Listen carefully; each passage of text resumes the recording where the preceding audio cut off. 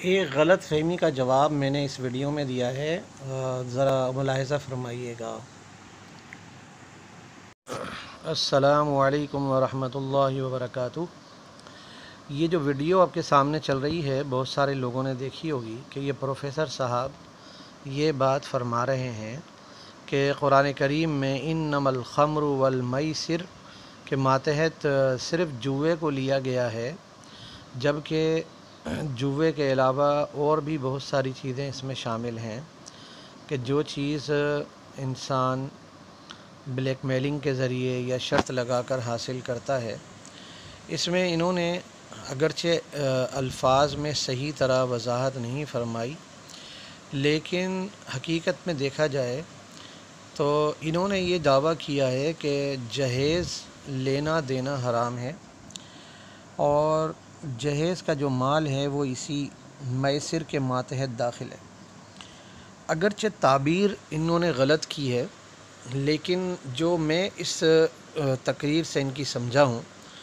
وہ یہ سمجھا ہوں کہ یہ صاحب یہ ثابت کرنا چاہتے ہیں کہ جس طریقے سے جہیز کا معاملہ ہے وہ جوئے جیسا ہوتا ہے کہ لوگ ڈیمانڈ رکھ دیتے ہیں، شرط لگا دیتے ہیں کہ ہمیں اتنا جہیز چاہیے، ہمیں یہ چاہیے وہ چاہیے۔ تو چونکہ جوئے میں بھی عام طور سے یہ ہوتا ہے کہ لوگ شرط لگا کر مال جیت جاتے ہیں،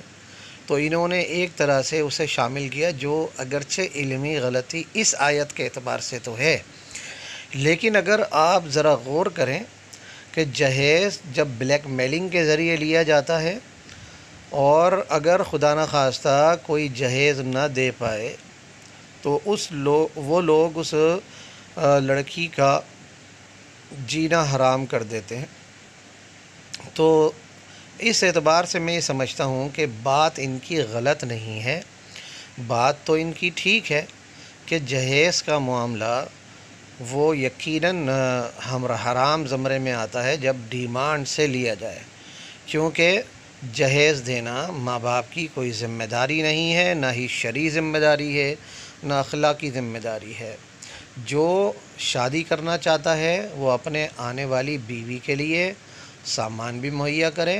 اس کو کھانے پینے کے اخراجات بھی دے گا، یہ سب کچھ ہونا چاہیے۔ اور دوسری بات یہ ہے کہ فقہ کے اندر ایک قاعدہ ہے جسے کہا جاتا ہے المعروف کالمشروط، کہ جو معروف چیز ہو، اگر کوئی بات غلط بات